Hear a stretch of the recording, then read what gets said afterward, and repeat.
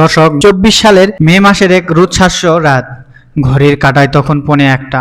ঢাকার হযরত শাহজালাল আন্তর্জাতিক বিমানবন্দরের ভিআইপি টার্মিনাল ও ইমিগ্রেশন ডেস্কে তখন এক থমথমে ও চরম রহস্যময় পরিস্থিতি। দুর্নীতি দমন কমিশন দুদক এর চোখ ফাঁকি দিয়ে দেশের সমস্ত রাষ্ট্রীয় গোয়েন্দা সংস্থাকে বুড়ো আঙুল দেখিয়ে সপরিবারে ব্যাংক অ্যাকাউন্ট খালি করে দেশ ছেড়ে পালিয়েছিলেন সাবেক ক্ষমতাধর আইজিপি বেনজির আহমেদ। কিন্তু বিমানবন্দরে তখন তাকে আটকানোর মতো সাহস কারোই ছিল না, কারণ তার আগে ফাইল ও পাসপোর্ট হাতে নিয়ে সমস্ত বাধা দূর করে পথ সুগম করেছিলেন পুলিশেরই এক শীর্ষ ক্ষমতাধর নারী কর্মকর্তা।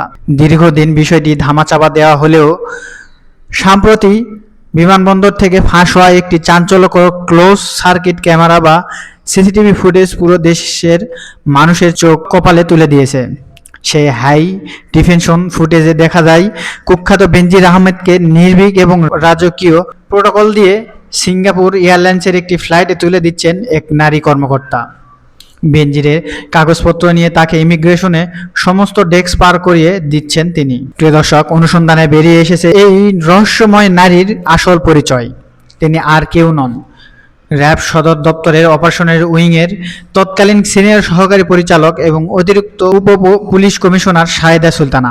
যেখানে সাম্প্রতি আয়শা সিদ্দিকের মতো বেনজিরের অন্ধ অনুগত এবং ক্যাডার কর্মকর্তাদের চাকরি গেছে, সেখানে এই শাহেদা সুলতানা কিভাবে এখনো বহাল তবিয়তে আছেন তা নিয়ে এখন তোলপাড় চলছে পুলিশের সদর দপ্তরে। প্রিয় দর্শক, ভিডিওর মূল আলোচনায় যাওয়ার আগে যারা আমাদের চ্যানেল দেশ কথনটি এখনো সাবস্ক্রাইব করেন নাই তারা অবশ্যই সাবস্ক্রাইব করে বেল আইকনটি বাজিয়ে রাখুন, যাতে করে পরবর্তী নতুন ভিডিওর নোটিফিকেশন সবার আগে আপনারা পেতে পারেন।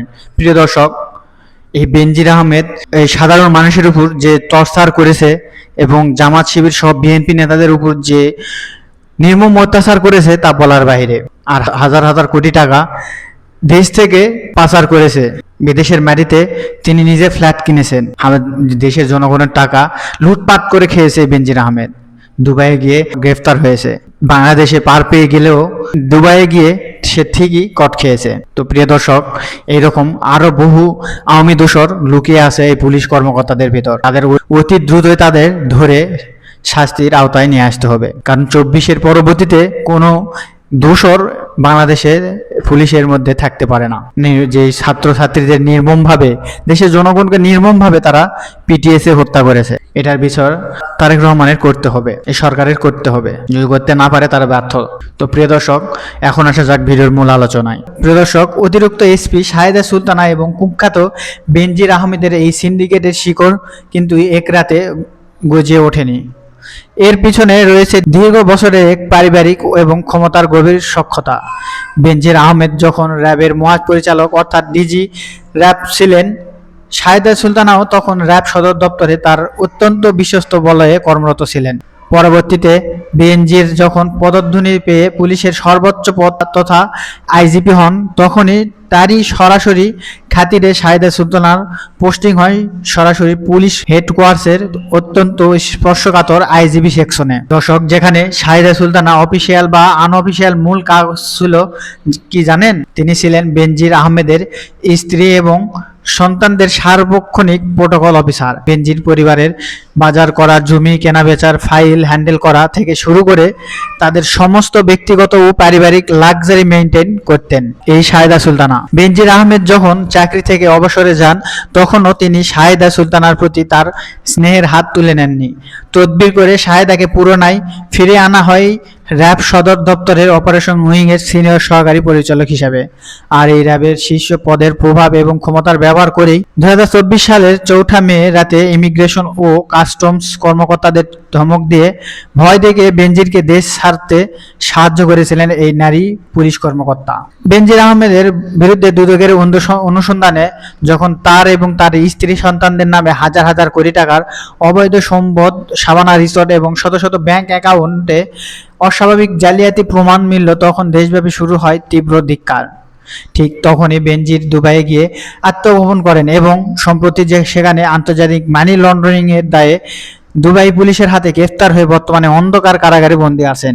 দর্শক, কিন্তু গডফাদার জেলে গেলেও তার ইমিগ্রেশন পার করিয়ে দেওয়া সেই সহযোগী শাহেদা সুলতানা ২৪-এর পট পরিবর্তনের পরও এক অদৃশ্য খুঁটির জোরে পার পেয়ে যাচ্ছিলেন। সম্প্রতি তাকে র্যাব থেকে সরিয়ে প্রথমে রাজশাহী রেঞ্জে এবং পরবর্তীতে হঠাৎ করেই এপিবিএন এর বদলি করা হয়েছে। শাহেদা সুলতানাকে স্থায়ীভাবে বরখাস্ত না করে যেভাবে এক জোন থেকে আরেক জোনে বদলি করে আড়াল করার চেষ্টা চলছে তা নিয়ে সৎ পুলিশ কর্মকর্তাদের মনে তীব্র ক্ষোভের সৃষ্টি হয়েছে। সাধারণ মানুষ প্রশ্ন তুলছেন, যিনি একজন আন্তর্জাতিক ফেরারি আসামিকে দেশ থেকে পালিয়ে যেতে সরাসরি রাষ্ট্রীয় ক্ষমতার অপব্যবহার করলেন, তাকে কেন এখনো 24-এর পরবর্তী বাংলাদেশে এই ইউনিফর্ম পরিয়ে সরকারি বেতন দেওয়া হচ্ছে? তবে স্বৈরাচার দোসর এবং বেনজির সিন্ডিকেটের এই প্রোটোকল অফিসারের ডানা কাটার জন্য ঢাকার ক্ষমতার অলিন্দে ইতিমধ্যে চূড়ান্ত নকশা প্রস্তুত হয়ে গেছে।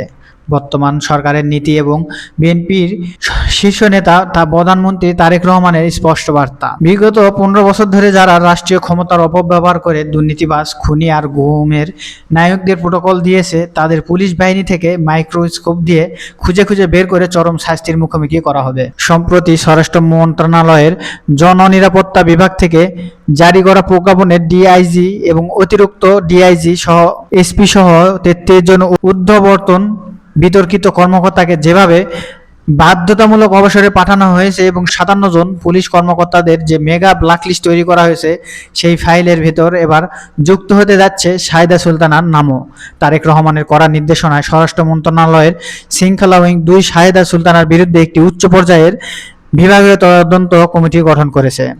ওই সিসিটিভি ফুটেজকে প্রধান জুডিশিয়াল এভিডেন্স বা আইনি প্রমাণ হিসেবে ধরে তার বিরুদ্ধে রাষ্ট্রদ্রোহিতা, গুরুতর অসৎ আচরণ এবং আসামিকে পলায়নের প্রত্যক্ষ সহযোগিতার অভিযোগ আনা হয়েছে।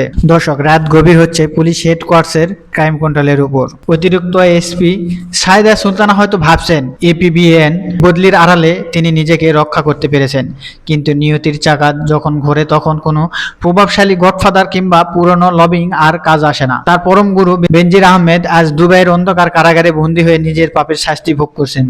তাকে দেশে ফিরে আনার জন্য জোর তদবির এবং প্রচেষ্টা চালাচ্ছে স্বরাষ্ট্র এবং পররাষ্ট্র মন্ত্রণালয়। দেশে আনার পর বেনজির আহমেদের শাস্তি হতে পারে সর্বোচ্চ, এমনকি যাবজ্জীবনও হতে পারে।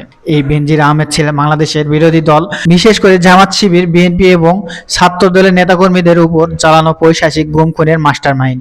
নতুন স্বাধীন বাংলাদেশে আইনের শাসন কায়েমের স্বার্থে বেনজিরের এই সহযোগী র্যাবের সাবেক কর্মকর্তা শাহেদা সুলতানার মতো অতি উৎসাহী ও পরোক্ষভাবে অপরাধে জড়িত কর্মকর্তাদের বিচার করা এখন সবচেয়ে বড় দাবি। ইউনিফর্মের আড়ালে লুকিয়ে থাকা এই ফ্যাসিবাদের অবশিষ্টাংশদের অবিলম্বে গ্রেফতার করে চাকরি থেকে বরখাস্ত করে আদালতের কাঠগড়ায় দাঁড় করানোই হবে 24 পরবর্তী বাংলাদেশের নতুন বন্দোবস্ত। এটাই হবে 24-এর বীর শহীদদের রক্তের প্রতি প্রকৃত সম্মান এবং নতুন বাংলাদেশের ইনসাফ কায়েমের চূড়ান্ত বিজয়। দর্শক, খেলা মাত্র শুরু হলো।